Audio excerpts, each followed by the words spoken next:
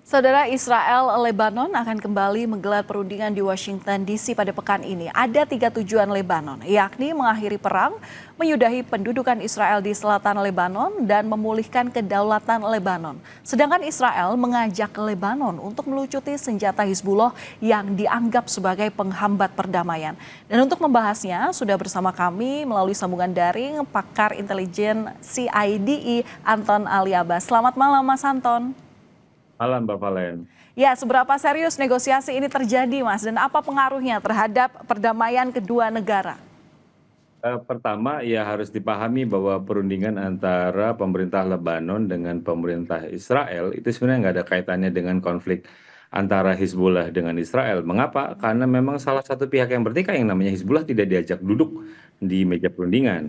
Itu satu. Kedua, harus dipahami juga bahwa Israel ketika dia melakukan serangan ke wilayah Lebanon Selatan itu dianggap tidak melanggar kesepakatan gencatan senjata. Kenapa demikian? Karena di dalam kesepakatan awal itu yang tanggal 14 kemarin itu disebutkan bahwa Israel boleh untuk melakukan serangan atas nama membela diri gitu. Jadi ini memang dimungkinkan dari awal. Jadi memang ada loop ya, ada loop yang memang sengaja dibuat bahwa mereka sengaja dibolehkan untuk melakukan serangan ke Lebanon Selatan. Yang ketiga, yang juga kacau aja adalah tidak lama berselang dari 14 lalu itu Israel itu mengeluarkan peta baru wilayahnya. Itu di mana mereka kemudian memperlebar tadi yang disebutkan, memperlebar buffer zone. Buffer zone itu adalah sebenarnya kebijakan Israel yang sebenarnya dilakukan di Gaza kemudian diterapkan di Lebanon. Jadi ada zona gitu di mana kemudian mereka bisa melakukan pendudukan. Dan itu zona baru itu yang tadi disebutkan itu 5 sampai 10 kilometer masuk ke wilayah Lebanon Selatan dan itu panjangnya dari masuk dari wilayah timur ke barat gitu. Jadi ini yang kemudian bagi saya kemudian menjadi aneh ya tentang perundingan yang nanti akan dilakukan perundingan kedua bahwa kemudian bahwa sebenarnya mereka bersepakat dua itu adalah untuk melawan Hizbullah. Ini mengingatkan saya tentang ketika Afghanistan. Bagaimana Oke. kemudian pemerintah Afghanistan kala itu bersama Amerika Serikat ingin memerangi Taliban gitu. Tapi apakah itu selesai konfliknya? Jawabannya enggak. Kenapa? Karena pihak yang bertikai tidak diajak untuk duduk berunding. Nah, Mas Anton, kemudian kalau menjawab sarannya Presiden Perancis Emmanuel Macron yang bilang bahwa Israel itu baiknya tarik pasukan dan senjata Hizbullah ini baiknya dilucuti Lebanon dalam untuk menjaga gencatan senjata secara permanen. Ini bagaimana kemungkinannya?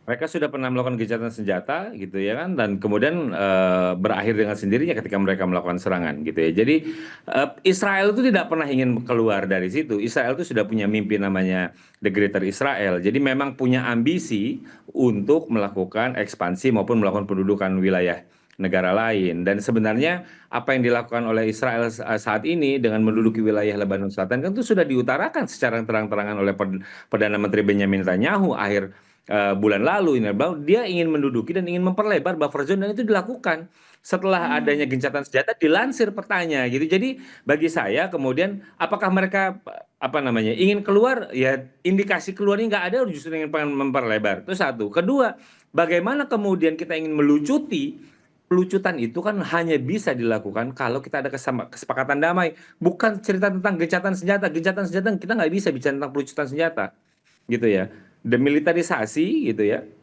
Pelucutan senjata itu hanya bisa dilakukan ketika sudah terbangun yang namanya kesepakatan damai. Kesepakatan damainya jadi sering dilanggar. Jadi ini kan ngomong tentang konflik antara Hezbollah dan Israel ini kan saling ada ketidakpercayaan pada dua pihak nih.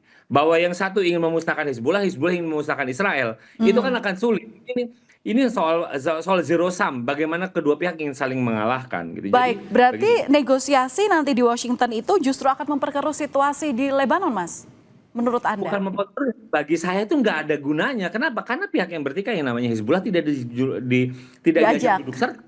Iya, dan justru kan yang tadi ingin disampaikan adalah bagaimana kemudian dua pihak itu, baik pemerintah Lebanon dan juga Israel, bekerja sama untuk memerangi Hizbullah. Itu mah namanya ingin membuat kekacauan di Lebanon gitu. Itu yang semestinya sadar gitu dari pemerintah Lebanon. Ini tidak akan menyelesaikan masalah. Walaupun misalnya Presiden Lebanon, Yosef Aoun itu sudah bilang bahwa penyelesaian antara Israel dan Lebanon ini harus dipisahkan ya dengan cerita tentang penyelesaian konflik Iran gitu. Jadi dia udah udah memisahkan, ya. Presiden juga udah memisahkan bahwa kesepakatan damai yang ini itu beda dengan Iran. Pokoknya kalau yang Iran, Iran, yang Lebanon, Lebanon gitu. Jadi bagi saya ada upaya untuk mencoba memutus dari pemerintah Lebanon karena dia tahu konsekuensinya gitu. Jadi memang Israel juga melakukan serangan kepada Beirut gitu ya.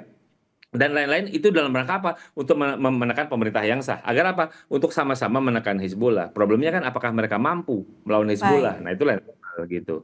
Oke, singkat saja, apa dampaknya kalau pada akhirnya kesepakatan tidak tercapai? Ya, kalau kesepakatan bagi saya sih tercapai aja. Soalnya kan ini tidak melibatkan semua pihak yang bertikai, Mbak. Masalahnya, apakah ada dampak untuk menciptakan perdamaian atau tidak? Jawabannya belum tentu. Kenapa? Kalau ingin menciptakan perdamaian, maka semua pihak yang bertikai harus diajak duduk serta. Jadi bagi saya, pembicaraan yang nanti itu yang akan dilakukan di Washington itu dalam konteks mereka ingin bekerja sama memerangi Hizbullah. Jadi bukan dalam konteks menciptakan perdamaian, tapi bagaimana bersama-sama ingin memerangi Hizbullah. Jadi apakah memang tujuan kalau udah ngomong tentang memerangi Hizbullah, pasti tujuannya bukan cerita untuk perdamaian. Ini Oke, ceritanya adalah bagaimana mereka bersatu untuk melawan musuh bersama yang namanya Hizbullah. Itu yang ingin baik. ditunjukkan dalam kesepakatan ini, Mbak. Baik, terima kasih sudah berbagi pandangan bersama kami, Pakar Intelijen for Intermestic and Diplomatic Engagement, Mas Anton Ali Abbas. Terima kasih Mas sudah berbagi pandangannya.